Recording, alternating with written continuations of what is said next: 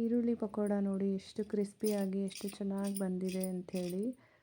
ಇಷ್ಟೇ ಚೆನ್ನಾಗಿ ನೀವು ಸುಲಭವಾಗಿ ಇಷ್ಟೇ ಕ್ರಿಸ್ಪಿಯಾಗಿ ಮನೆಯಲ್ಲೇ ಮಾಡ್ಕೋಬೇಕು ಅಂತಂದರೆ ಮತ್ತ್ಯಾಕೆ ವೆಯ್ಟ್ ಮಾಡ್ತಾ ಇದ್ದೀರಾ? ಪ್ಲೀಸ್ ನನ್ನ ಚಾನೆಲ್ನ ಸಬ್ಸ್ಕ್ರೈಬ್ ಮಾಡಿಕೊಂಡು ಸಪೋರ್ಟ್ ಮಾಡಿ. Welcome back to my YouTube channel. ಯಾರೆಲ್ಲ ಈ ಚಾನೆಲ್ನ ಹೊಸ್ದಾಗಿ ನೋಡ್ತಾ ಇದ್ದೀರಾ ಪ್ಲೀಸ್ ಸಬ್ಸ್ಕ್ರೈಬ್ ಮಾಡ್ಕೊಳ್ಳಿ. ಈರುಳ್ಳಿ ಪಕೋಡಾಗೆ ಬೇಕಾಗಿರುವಂಥ ಇಂಗ್ರೀಡಿಯೆಂಟ್ಸ್ ನೋಡ್ಕೊಂಡು ಬರೋಣ ಬನ್ನಿ. ಇಲ್ಲಿ ನಾನೊಂದು ಹಾಫ್ ಬೌಲಷ್ಟು ಈರುಳ್ಳಿನ ಚಿಕ್ಕದಾಗಿ ಸ್ಲೈಸ್ ಮಾಡಿಕೊಂಡು ಎತ್ತಿಟ್ಕೊಂಡಿದ್ದೀನಿ. ಒಂದು ಮುಕ್ಕಾಲು ಬೌಲಷ್ಟು ಕಡಲೆ ಹಿಟ್ಟು ತೊಗೊಂಡಿದ್ದೀನಿ. 1 ಟೇಬಲ್ ಸ್ಪೂನ್ ಶುಂಠಿ ಬೆಳ್ಳುಳ್ಳಿ ಪೇಸ್ಟ್, 1 ಇಡೀ ಕರಿಬೇವು, ಹಿಂಗು, ಜೀರಿಗೆ, ಖಾರಕ್ಕೆ ತಕ್ಕಷ್ಟು ಹಸಿಮೆಣಸಿನ್ಕಾಯಿ, ಖಾರದ ಪುಡಿ, ಉಪ್ಪು ಮತ್ತು ಇಲ್ಲಿ ಒಂದು 3 ಟೇಬಲ್ ಸ್ಪೂನಷ್ಟು ಅಕ್ಕಿ ಹಿಟ್ಟನ್ನು ತೊಗೊಂಡಿದ್ದೀನಿ.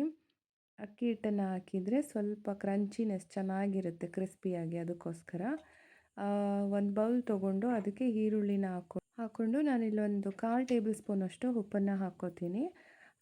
ಏನಕ್ಕೆ ಅಂದರೆ ಆ ಈರುಳ್ಳಿಯಲ್ಲಿರುವಂಥ ನೀರೆಲ್ಲ ಬಿಡಲಿ ಅಂತ. ಇದೇ ಥರನೇ ನಾವು ಒಂದು 30 to 40 ಸೆಕೆಂಡ್ಸ್ ಕೈಯಲ್ಲೇ ಕಲಿಸ್ಬೇಕು. ನೀರನ್ನು ಯೂಸ್ ಮಾಡ್ದೇ ಮಾಡೋದಲ್ವ ಈರುಳ್ಳಿ ಪಕೋಡನ, ಅದಕ್ಕೋಸ್ಕರ ಅದರಲ್ಲೇ ನೀರು ಉಪ್ಪು ಹಾಕಿ ಕಲಸಿದ್ರೆ ನೀರು ಬಿಡುತ್ತೆ. ಅದಾದಮೇಲೆ ನಾನಿಲ್ಲಿ ಸ್ವಲ್ಪನೇ ಕಡಲೆ ಹಿಟ್ಟನ್ನು ಹಾಕ್ಕೊಂಡು ಚೆನ್ನಾಗಿ ಮಿಕ್ಸ್ ಮಾಡ್ಕೋತಾ ಇದ್ದೀನಿ. ಇದೇ ರೀತಿ ಮಿಕ್ಸ್ ಮಾಡ್ಕೋಬೇಕು.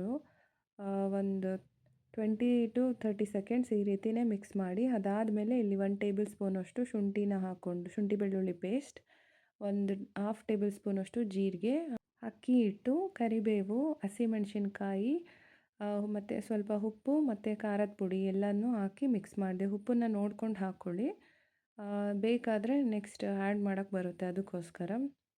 ಇದೇ ರೀತಿ ಚೆನ್ನಾಗಿ ಮಿಕ್ಸ್ ಮಾಡ್ಕೋಬೇಕು. ಈ ರೀತಿಯೇ ಚೆನ್ನಾಗಿ ಮಿಕ್ಸ್ ಮಾಡಿ ಒಂದು 10 to 15 ಮಿನಿಟ್ಸ್ ನಾನು ಎತ್ತಿಟ್ಬಿಟ್ಟಿದ್ದೆ.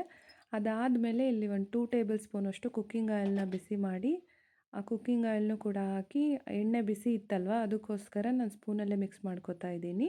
ಇದೇ ರೀತಿ ನೀವು ಕೂಡ ಸ್ಪೂನಲ್ಲೇ ಮಿಕ್ಸ್ ಮಾಡಿಕೊಂಡು ಇದನ್ನೊಂದು 5 ನಿಮಿಷ ಎತ್ತಿಟ್ಬಿಡಿ. ಎಣ್ಣೆ ಕಾಯೋ ಅಷ್ಟೊತ್ತಿಗೆ ಒಂದು 5 ನಿಮಿಷ ಇದು ಕೂಡ ರೆಸ್ಟ್ ಆಗುತ್ತೆ. ನೆಕ್ಸ್ಟು ಇಲ್ಲಿ ಎಣ್ಣೆ ಕಾದ ತಕ್ಷಣ ನಾವು ಈ ರೀತಿ ಪಕೋಡ ಥರ ಹಾಕೋದು. ಈ ರೀತಿ ಹಾಕ್ಬಿಟ್ಟು ಇದನ್ನೆಲ್ಲ ನಾವು ಫಸ್ಟು ಹಾಕಬೇಕಾದ್ರೆ ಒಂದು 5 ನಿಮಿಷ ಲೋ ಫ್ಲೇಮಲ್ಲೇ ಬೇಯಿಸ್ಕೊಳ್ಳಿ.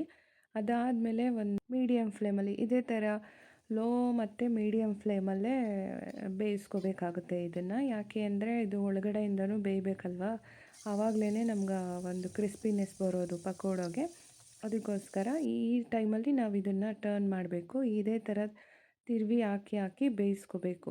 ಅಂದರೆ ಪದೇ ಮಾಡೋದಲ್ಲ, ಅದು ಗೊತ್ತಾಗುತ್ತೆ ನಿಮಗೆ. ಎಣ್ಣೆ ಬಿಟ್ಟು ಸ್ವಲ್ಪ ಮೇಲೆದ್ಮೇಲೆ ತಿರುವಾಕಿ ಇದೇ ಥರನೇ ಬೇಯಿಸ್ಕೋಬೇಕು. ಈ ರೀತಿ ಒಂದು ಮೀಡಿಯಮ್ ಫ್ಲೇಮಲ್ಲಿ ಮತ್ತು ಲೋ ಫ್ಲೇಮಲ್ಲಿ ಮಾಡ್ತಾ ಒಂದು 10 ಮಿನಿಟ್ಸಲ್ಲಿ ರೆಡಿ ಆಗಿಬಿಡುತ್ತೆ ಪಕೋಡ. ಈ ರೀತಿ ರೆಡಿ ಆದಮೇಲೆ ಒಂದು ಪ್ಲೇಟ್ಗೆ ಟಿಶ್ಯೂನ ಹಾಕಿಬಿಟ್ಟು ಆ ಟಿಶ್ಯೂ ಮೇಲೆ ಇದನ್ನು ಪಕೋಡನ ಹಾಕಿದರೆ ಅದರಲ್ಲಿರೋ ಅಂಥ ಎಣ್ಣೆನೂ ಕೂಡ ಚೆನ್ನಾಗಿ ಅಬ್ಸರ್ವ್ ಮಾಡ್ಕೊಳ್ಳುತ್ತೆ. ಅದಕ್ಕೋಸ್ಕರ ನಾನು ಟಿಶ್ಯೂ ಪೇಪರ್ನ ಹಾಕಿ ಅದ್ರ ಮೇಲೆ ಪಕೋಡನ ಹಾಕ್ತಾಯಿದ್ದೀನಿ. ಈ ರೀತಿ ಆದಮೇಲೆ ಪಕೋಡ ತೆಗಿಬೇಕು. ನೆಕ್ಸ್ಟು ಇನ್ನೊಂದು ಬ್ಯಾಚ್ ಹಾಕ್ತಾಯಿದ್ದೀನಿ ನೋಡಿ. ಈ ರೀತಿ ಇದೇ ಥರನೇ ಎಲ್ಲದನ್ನು ಮಾಡ್ಕೋಬೇಕು. ಎಲ್ಲ ಲೋ ಟು ಮೀಡಿಯಮಲ್ಲೇ ನಾವು ಇದನ್ನು ಫ್ರೈ ಮಾಡ್ಕೋಬೇಕಾಗತ್ತೆ. ಇದೇ ರೀತಿ ಫ್ರೈ ಮಾಡಿಕೊಂಡು ನಾನೆಲ್ಲ ಪಕೋಡನೂ ತೆಗೆದೆ. ನೀವು ಈವ್ನಿಂಗ್ ಸ್ನ್ಯಾಕ್ಸ್ಗೆ ಒಳ್ಳೆ ರೆಸಿಪಿ ಆಗಿರುತ್ತೆ ಇದು. ನೋಡಿ, ಟ್ರೈ ಮಾಡಿ. ಯಾರೆಲ್ಲ ಈ ರೆಸಿಪಿನ ಟ್ರೈ ಮಾಡ್ತೀರಾ ಪ್ಲೀಸ್ ಕಮೆಂಟ್ ಮೂಲಕ ತಿಳಿಸಬಹುದು. ಮತ್ತು ಹೊಸ್ದಾಗಿ ಯಾರು ನೋಡ್ತಾ ಇದ್ದೀರಾ ನನ್ನ ಚಾನೆಲ್ನ ಸಬ್ಸ್ಕ್ರೈಬ್ ಮಾಡ್ಕೊಳ್ಳಿ. ಈ ರೆಸಿಪಿ ಇಷ್ಟ ಆಗಿದರೆ ಲೈಕ್ ಮತ್ತು ಶೇರ್ ಮತ್ತು ಕಮೆಂಟ್ ಮಾಡಿ. ವಿಡಿಯೋ ನೋಡಿದ್ದಕ್ಕೆ ಧನ್ಯವಾದಗಳು. Thank you.